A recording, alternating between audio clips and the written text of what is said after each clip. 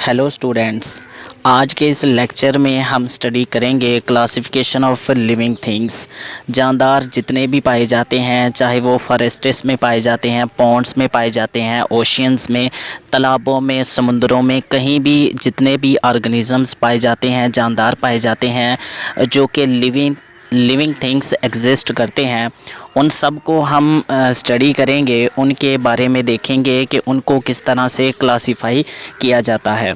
There are millions of living organisms in our world. हमारी दुनिया के अंदर करोड़ों, हज़ारों, करोड़ों की तादाद में जो ऑर्गेनिजम्स पाए जाते हैं, चाहे वो हायर ऑर्गेनिज़म हों, बड़े जानदार हों, या फिर माइक्रो ऑर्गेनिजम्स जो नेक्ड आई से हमें नज़र नहीं आते, चाहे उनकी बात हो, चाहे प्लांट्स हों।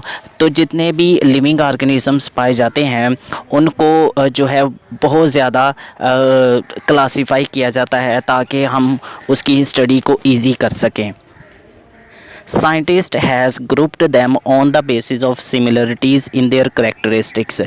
अब कुछ ऑर्गेनिज़म्स ऐसे होते हैं जो कुछ खसूसियात में दूसरे ऑर्गेनिज़म से मिलते जुलते होते हैं। कुछ ऑर्गेनिज़म्स की खसूसियात दूसरे ऑर्गेनिज़म्स के साथ मिलती हैं, दूसरे जानदारों से मैच करती हैं, जिसकी वजह से उनकी बेस पर हम उन ऑर्गेनिज़म को एक ग्रुप में रखते हैं ताकि उनके अंदर पाई जाने वाली जो सिमिलरिटीज़ हैं उनकी वजह से उस बेस पे हम उसे एक ग्रुप में रख सकते हैं। तो इनमें जो करैक्टरिस्टिक्स होती हैं वो कुछ सिमिलरिटीज़ करैक्टरिस्टिक्स की वजह से जो मिलती जुलती खसूसियात हैं उनकी वजह से हम उन्हें एक ग्रुप में रखते हैं। Grouping of living organisms on the basis of similarities and differences in the characteristics is called classification of living things. तो ऑर्गेनिज़म को हम क्लासिफाई किन बेसिस पे करते हैं, कौन सी ऐसी बुनियादें होती हैं जिनकी बेस पर हम ऑर्गेनिज़म को मुख्तलिफ़ ग्रुप्स के अंदर क्लासिफाई करते हैं। कुछ तो ऑर्गेनिज़म के दरमियान सिमिलरिटीज़ होती हैं, जैसे कि जो कबूतर होता है वो तोते की तरह का होता है, चाहे कलर सेम नहीं है लेकिन दोनों की टांगें हैं, दोनों की चोंच हैं। जो इंसान है वो मंकी से मुशाबत रखता है, उससे सिमिलर होता है। तो इसलिए दोनों को आपस में हम देखें तो इस तरह से मिलती जुलती खसूसियात में हम एक साइड पर उसकी अलहदा ग्रुपिंग कर सकते हैं।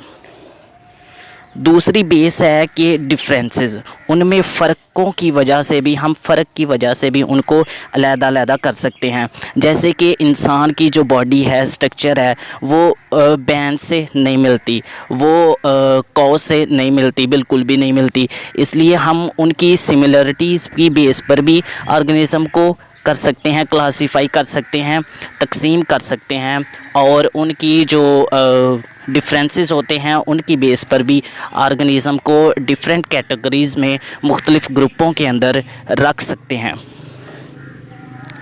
इनकी कैटेगरीज़ बनाई जाती हैं क्योंकि ऑर्गेनिज़म बहुत ज़्यादा हैं, तो उनको ईज़ी स्टडी करने के लिए, बहुत ज़्यादा ऑर्गेनिज़म को स्टडी करने के लिए मुख्तलिफ़ ग्रुपों में रखा जाता है।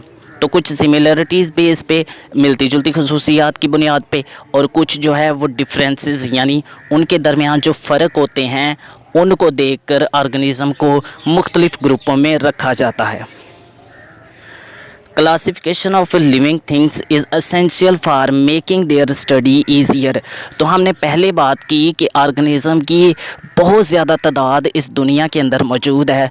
वो जंगलों के अंदर, वो सहराओं के अंदर, वो छोटे ऑर्गेनिज़म से लेकर बड़े प्लांट्स तक, छोटे प्लांट्स से लेकर बड़े ऑर्गेनिज़म्स तक।